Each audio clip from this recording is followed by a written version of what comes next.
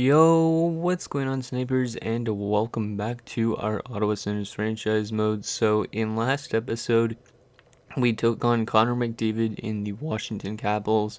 Unfortunately, we could not get it done because obviously Connor McDavid's just gonna carry his team into a Cup Finals appearance. As you can see, we lost the series in what was it?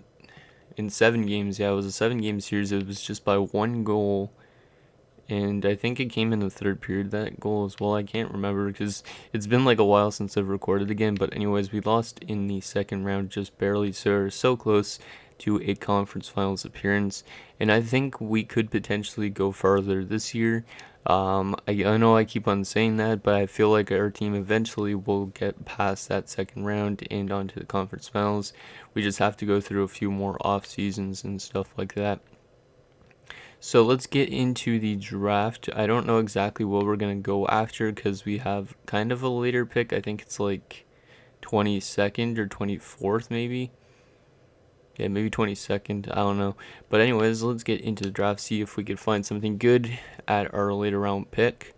I am going to be also pre-recording a few episodes because obviously being Christmas break soon, like I'm going to put out the next GM episode not on Christmas Day on the Tuesday, but I'm going to be putting it out on Christmas Eve on the Monday so you guys can watch it then. And then also there will be an episode on the Friday still. And then I also have to do ones for the week after that. Which is, yeah, I have to still record like 5 episodes, I think, because of the fact that, well, next semester is starting for me in January the 7th, so I have to record up to like January the 4th. Anyways, let's get into the draft. So, Philadelphia's got first overall. Let's see who they get. They get the Mapletop franchise guy. Oh, yeah, I remember him now. I wonder if we could see any of his stats yet. Oh, we can't. I'm curious on how good of an overall that guy is out of the draft. Probably like an 80 or an 82. Walzer goes second overall to Minnesota, and Barenka goes to Montreal. Montreal finally getting a center at the draft.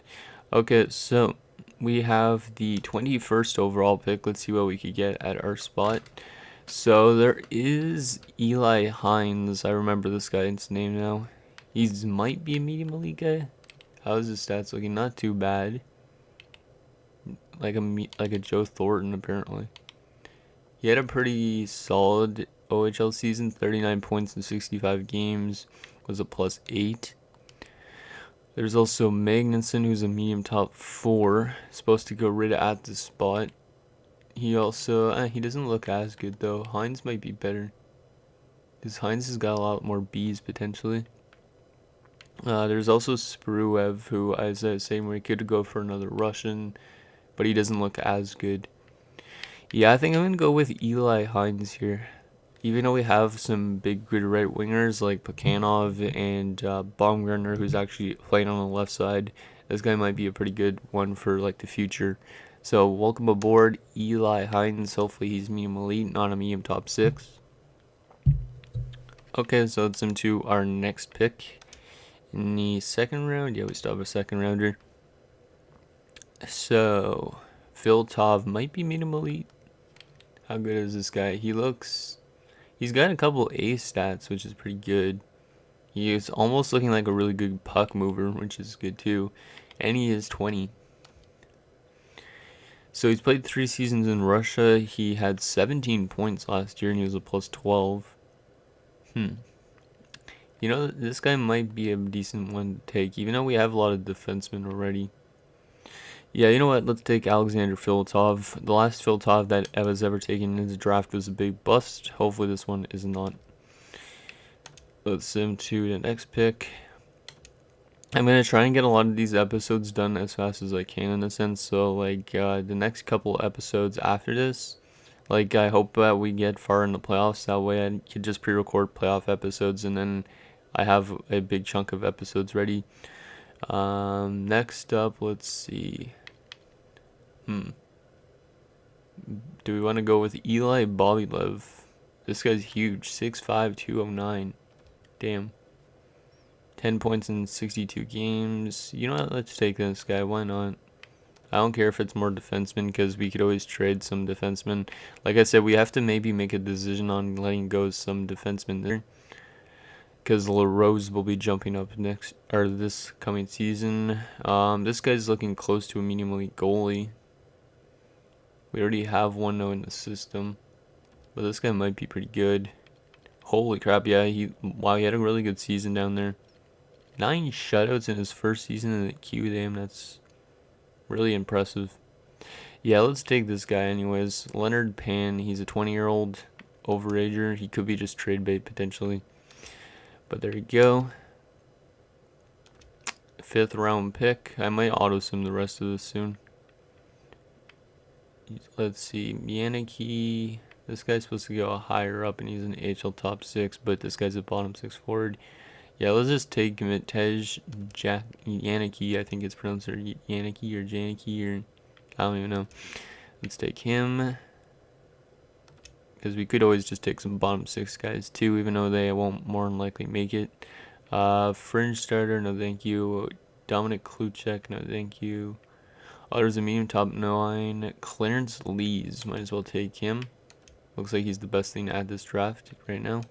So let's take him. And then our 7th round pick, what can we get with lucky number 7? And there's another fringe starter, no thank you. Let's just take an AHL top 6 forward, why not? Because I don't really care about the 7th round unless there was like a low elite that we could have taken. But there you go. So that is our draft. So hopefully a lot of those guys are pretty good. We continue to trend on drafting a couple Russians, and then Eli Hines might be a Canadian or an American. I have no idea. Okay, so let's quickly save that because that was a big step in the draft. And then we are going to do the re-sign stage. I don't know who we're releasing this year. There's probably going to be a couple players that we're going to have to release because of youngsters jumping up. And then, okay, so we got 2 scouts to get. It's USA East and Extra Liga guys. So let's get those guys first. So I think one was Makinen, right?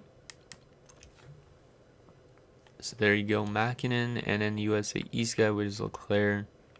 They actually don't have a lot of scouts. We don't have ones for Sweden. Oh, I actually do have one for Sweden. We don't have one for the WHL. So we're going to have to hire a WHL scout probably in this off season. I think I forgot like completely last season to get one. So there you go. Now let's go to the contract, see who we have to re-sign. So in terms of RFAs, we got Peyton Osgood, Ivan Pushkarev, Arturs Kaliev, who might go actually. I might have to qualify him. Ivan Prohorkin, Liam Ekholm, Junior Fugafuji. These guys are all AHLers right now. Goalie wise, nobody. In terms of UFAs, Thomas Chabot, Elias Anderson, Cal Foot, Paul Bowl, Per Jansen. Wow, some of these guys don't want to even come back. Like Tommy Rask, Anisimov, McPherson, Hobson, Cavalier, etc. Goalie wise, Brendan Fowler has a contract up for renewal, but I don't think I want to get him back almost in a sense. Like, I know he's really good, but he's really overpaid. 7 years, he wants at $11 million. Like, he hasn't even proven himself to be worth that much. So, I don't know. Anyways, guys, I am going to re-sign everybody that I can, and I'll see you guys in a second. Okay, guys, so I got pretty much everybody back, but now we have these contracts left. Also, I will qualify Kaliev on the last day of the re-sign stage. I think I'm gonna not get Anisimov back. This guy only played like a couple games with us, and yeah, he wants a bit too much. Like, I got McPherson, who is like a 78, back on a one-way deal, so he might be like a depth guy for us. So Anisimov is not going to have any place, so we're going to release him. Tommy Rask, I think he might actually go as well. Unless we get rid of Chabot or somebody or Cal Foot. Okay, so let's see if we could get Cal Foot back for 1 year. He wants to come back apparently. Let's give him 1 year at 6. We still have a decent amount of cap space. Chabot. He doesn't actually want too much either. I might keep Chabot around just because of the fact he's a good offensive defenseman. Let's go 1 year at 7.850. And then Elias Anderson, do we think we could get him back? He actually doesn't want much either. We might be able to get most of these guys back. I might have to get rid of Rasks though. Even though he's younger, I might have to get rid of him. So 1 year at $5 million for you, Elias. Fowler, I need Fowler back kind of, but I don't want to give him 7 years. Even giving him $10 million seems like a bit of a stretch. But he wants the contract renewal, so if he actually really wants to come back to this organization, I know he won't accept less than 10 million. Let's just offer him 1 year at 10.4. Why not? We have the cap space, and we need a starting goaltender this year. Like, he's not going to be worth it. He might leave next year because our backup won't be like a starter by then. And yeah, Tommy Rask I think is gonna leave if we get Cal Foot and Thomas Chabot back on this part, because then that is going to get rid of all the roster spots on the defensive core. So Elias Anderson, Chabot, and Prohorkin, and Cal Foot, and Brendan Fowler actually accepted too. So we got all those guys back, which means it is time to say goodbye to one of the guys we drafted in the first round way back, Tommy Rask. He didn't really put up much offensively, but I'll show you guys his career numbers. Not very good. He was a minus usually every season, but he was still one of our first round picks, I think, that we got from the Nashville Predators or Tampa Bay Lightning, one of the deals we made. So Tommy Rask, wherever you go, good luck, and hopefully you find success on somebody's top 6. And in RFA wise, like I said, Kaliev, I don't know if we need Kaliev. Do we need Kaliev? Let's actually see what we have currently, because maybe we actually could take Kaliev back. Let's see, main roster, and he's a right winger. Wow, okay, so you're not actually, yeah, he probably has to go because Sekeres might jump up. Yeah, so we're going to qualify Kaliev probably, and then he's going to go. Or hopefully he doesn't want to re-sign with us, because hopefully another team signs him and gives us some like decent compensation. Okay, so we're into the last day of free agency. Now let's send him a qualifying offer, and then we'll see what's available in free agency, even though there might be nothing that we want to get after. So let's qualify him there, and let's advance a day. We probably don't have like the room to sign anybody on free agency, but we never know. So I think, let's see, what will we need first before we actually look at the free agent pool. Okay, so center wise, overalls, we are good for centers. We have our 4 centers, so that's fine. Left wing wise, we have to add Baumgartner just because Baumgartner would be playing left wing. We have 4 and Voinov, so yeah, Voinov might have to play in the lineup. And then we have, let's see, 1, 2, 3, 4. Yeah, if we get Kaliev back, or 4 with Sekeres. So Sekeres might be a depth guy, and we might have to play Voinov instead. Defensively, 1, 2, 3, 4, 5, and 6. Yeah, I'm fine with that. And then McPherson is depth. And then goalie-wise, yeah, we're good, I think. We have a depth defenseman and we have a depth forward, so I think we don't need anything actually in free agency. Let's still take a look anyways, because if we want to make it far this year, we want to kind of like maybe upgrade some spots, but it's kind of hard to do that. So there is definitely some really good players available. However, like I said, yeah, I don't think there's any way we're going to be picking any of these guys up, and we don't have much in cap space either, I think. Well, actually, we have 19 million, so never mind on that. But still, I don't think we're going to sign anybody this year because I'm going to rely on our depth And if we get Kaliev back for some reason, then I'm going to have to maybe trade away somebody so Voinov could play. So I'll sim to next season, and I'll see you guys in a second. Okay, guys, so a quick update. Kaliev actually did sign with us, so yeah, we're gonna have to figure out something to do with the rosters probably, because I don't want to have Voinov as a scratched guy. Okay, guys, so our lineup is ready to go. So as you can see, it looks really nice, actually, like pretty deep.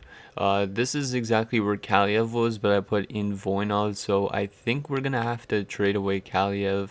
I'm just not sure what for, like probably like a pick, because I don't think he's gonna want to play as a depth guy, because he's looking like he's listed as a third line scoring forward.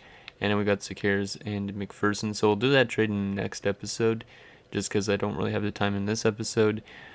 And then in the AHL, we got still some good prospects down there, like Ola Hornquist, Lou Joseph, Junior Fukufuji. Who else do we got down here? I think that's almost it. And maybe some other defensemen. And then goalie-wise, we still got our other medium elite goaltender, Jorgen Nordstrom, and Mikhail Klefbom.